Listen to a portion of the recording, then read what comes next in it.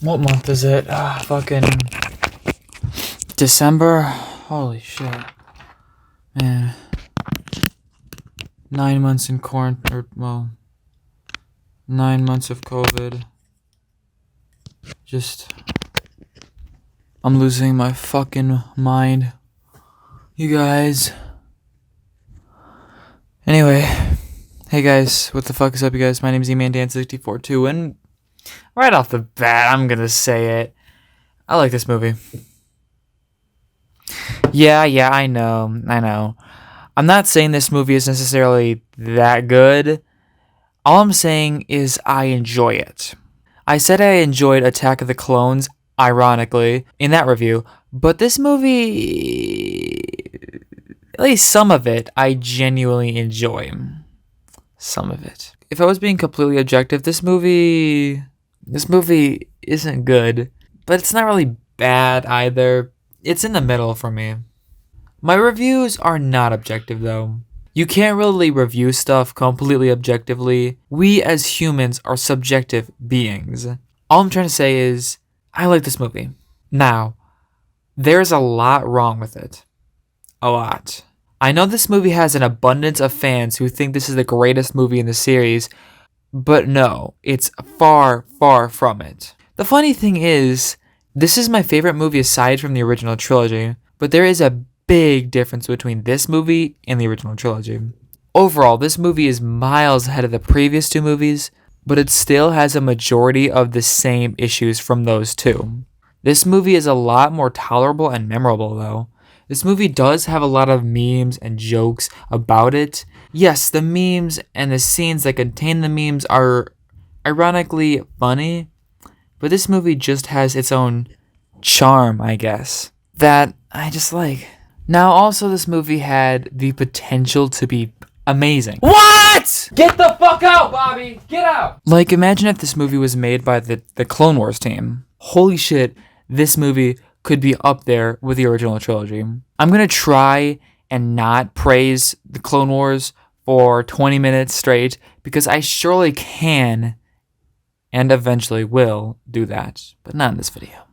Okay, we learned from the title crawl that Coruscant was attacked and Palpatine was kidnapped off screen. Not a great start. Yeah, I know this is what the original Clone Wars show was for, and I heard it was really good, but that's something very important that should have been in the fucking movie. I mean, that would have been a really cool opening for the movie. I feel since this is the third movie, you don't need much time to really settle you into the plot and the characters since we already know it. So the movie jumping straight into the action with the attack on Coruscant would have been a really cool and perfectly showed the Clone War in this very important battle. I mean, the first shot of the movie is this long take, and boy, I love this. I really love long takes when they're done right, and I love this. First, the CGI is not complete dog shit, which is something the movie as a whole does better at. There are fewer weird-ass alien creatures. There are some, but they don't look nearly as bad. This opener also shows the Clone War perfectly. Before this movie, we've never truly seen war at its finest. The original trilogy was a small band of rebels fighting against a massive empire, and the previous two movies were just some boring conflict, and that's it. This movie shows two equally powerful sides fighting against each other and the devastation it brings. So after that really good long take, we have to watch Anakin and Obi-Wan fight some dumb robots. A lot of the scenes in this movie are really good, but the problem is they either last too long or there's just some dumb thing to ruin them. The first 20 minutes are actually really good though, aside from a few scenes dragging on a bit, but for the most part, this whole part of Anakin and Obi-Wan boarding Grievous's ship is actually genuinely entertaining. We see Anakin and Obi-Wan actually work together, and this right here, this is why everyone wanted the prequels, seeing Anakin and Obi-Wan fight in the war like this. This is why everyone wanted the prequels in the first place. This should have been the main focus of the whole trilogy, not the conflict between the Republic and the Separatists and the dumb Anakin and Padme love scenes. The Republic, Separatist, and Jedi Sith conflicts could have been really interesting, but it's not. The movie handles them very poorly, but these action scenes are actually very entertaining. Obi-Wan is already one of the better characters, if not the best in the prequels. He is not perfect, but he is so much better than any other character in the trilogy. Plus, Ewan McGregor does a great job at encapsulating young Obi-Wan. So much so that a lot of people think of young Obi-Wan from Episode 3 when they think of this character, instead of the older Obi-Wan we know from A New Hope. Also, Anakin is a decent amount better in this movie. The scenes where he's not saying anything and uses only facial emotions are actually quite powerful. And there are a few scenes where he is actually good. He actually feels like the hurt, fallen soldier, and his transformation feels kind of believable. That is until you think about the context of the first two movies. Once Anakin and Obi-Wan reach Dooku, Dooku knocks out Obi-Wan and Anakin cuts off his hands. Now this is a weird scene. When Anakin kills Dooku, it's pretty chilling, but if you think about it, it makes no sense. Anakin is hesitant to kill Dooku. First off, what's wrong with killing Dooku? He is a huge threat to the Jedi and the Republic. None of the other Jedis have any problem killing their enemies. Anakin is the last person to think about his actions here. I like to think that the other Jedi tell Anakin the enemies need to stand trial, but no one ever follows that rule. I like to think that because when Anakin realizes that, his suspicion of the Republic is so much more justified. But I know I'm reading too much into it. Another reason it doesn't make any sense is that Anakin is Anakin. In Attack of the Clones, Anakin is way more sinister than in this movie. But in that movie, he was basically just an edgy teenager. He was sinister for the sake of being sinister. He is still a good person, or he's supposed to be, and he did not feel like that at all in Episode 2. He was just pure evil. More of a dick, honestly. And in this movie, he's more balanced and a lot better. But this really fucks with the plot of Anakin falling to the dark side, which, might I remind you, is the whole point of the prequels. He goes from being a dumb little kid to an edgy teenager to a good-hearted guy who is just questioning his moral values, who was lured into joining the dark side because of all the shitty things that has happened to him. It's very unnatural. With Clone Wars Anakin in mind, it gives a lot more context to his fall to the dark side, but that was made after this movie. You shouldn't have to watch a now 7-season show to understand the motives behind this character. It should be a natural downward spiral from Anakin Skywalker to Darth Vader. Again, the Clone Wars perfectly shows who this character is supposed to be, but again, this is about Revenge of the Sith, not Clone Wars. Episode 2 Anakin would have no problem killing Dooku, but Episode 3 Anakin is resistant. It should be the other way around. Why would he have a problem with this, especially since this is Count Dooku we're talking about? He's committed countless war crimes over the past 3 years during the Clone War. Also, why the fuck does Dooku just sit there like, do something, motherfucker? I mean, I know you got your hands cut off, but at least do something. Use Force lightning. I mean, I don't know if you can with no hands. Anakin is clearly vulnerable and confused. Say some shit like, don't kill me, it's against the Jedi Code.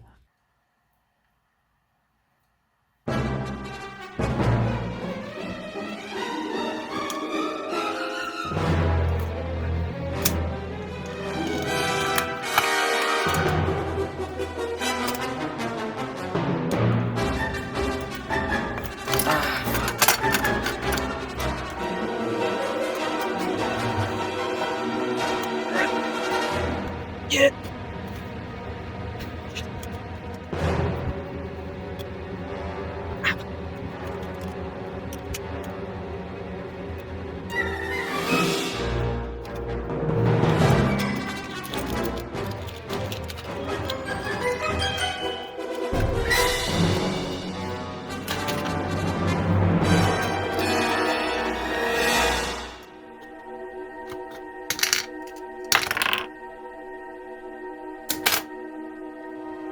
It still doesn't make any sense for Anakin to question this, but Dooku could still try something. Dooku is never used to his full potential in these movies. I still don't fully understand his point. I really like the idea of this Jedi turned Sith who is not truly Sith per se. Like, he turned to Sith because he didn't agree with the Jedi and their involvements in politics, which I like. His character is just so oddly placed in this movie. Just as we got to see him in the last movie, he's already dead. The prequels have too many villains. I really like the idea of Dooku, but he was not executed well. I'll get to the villains as a whole when I talk about the next dumb villain, but first I'll talk about something good about a villain. Palpatine. Palpatine is very dumb in this movie, but a good dumb. Ian McDiarmid realizes that these movies are dumb, and he just plays up to it. I love his character and how campy he is. He does not take his role that seriously, but he still does a great job with Palpatine. Palpatine was one of the better characters, but still had a few flaws. But Ian does a great job at making his character enjoyable. There's a reason that his character is so memorable. Everyone knows his classic lines like, "Do it. Yeah. I am the Senate. No. No. No. You will die.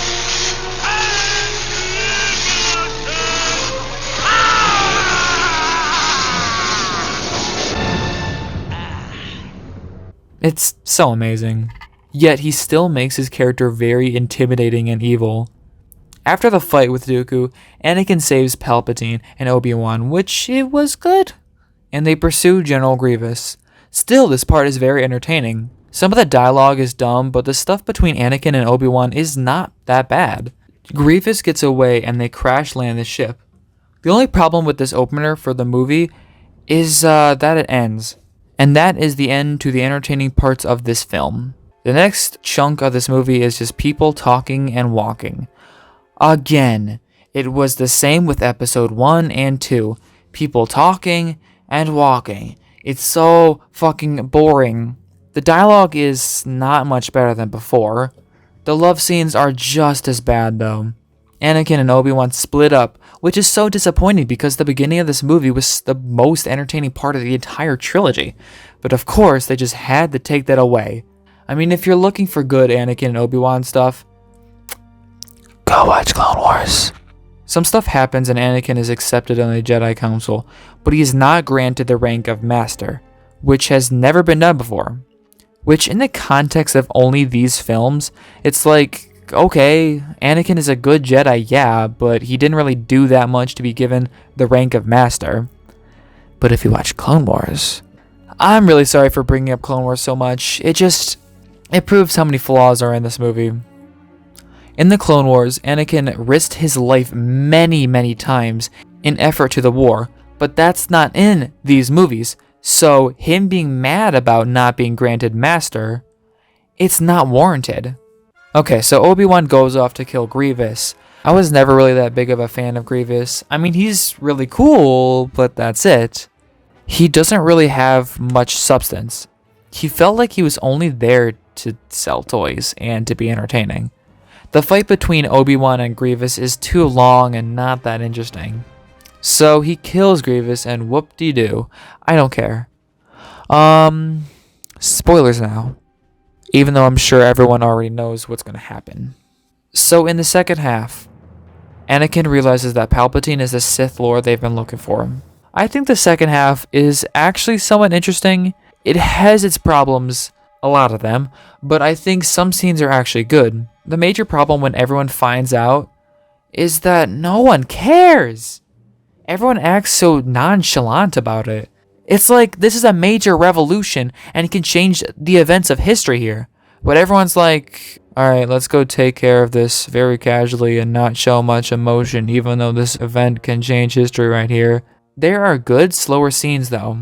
Remember when I said there are good scenes of Hayden Christensen when he's not talking and just acting with his face? The scene where Anakin and Padme are looking out the windows is a fantastic scene.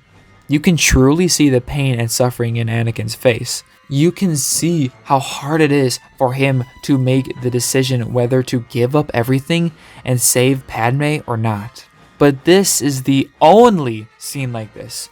This is the only scene where you feel like the transformation to the dark side is actually believable. So in context with the whole trilogy, it's not enough to make Anakin's fall believable. After Anakin accepts Palpatine's offer, he suddenly becomes Darth Vader and goes out to kill his friends and mentors. Oh, Palpatine executes Order 66, and the clones turn on the Jedi and kill them all, leaving Yoda and Obi-Wan alive. I mean, this scene is actually kind of sad.